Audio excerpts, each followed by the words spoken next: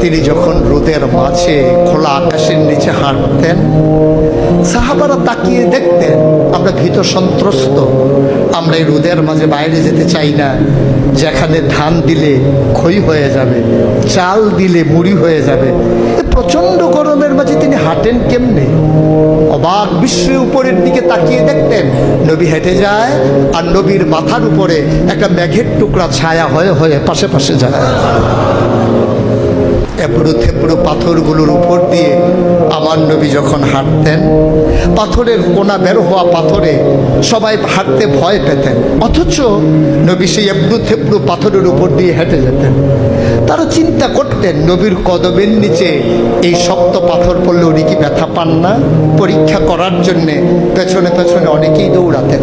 দৌড়ে দৌড়ে নবীর কদম মুবারকের নিচে যে পাথর পড়ে গিয়েছিল ওরা হাতে তুলে দেখতেন নবীর কদমের সম্মানে শক্ত পাথর তুলার মতো নরম হয়ে গেছে।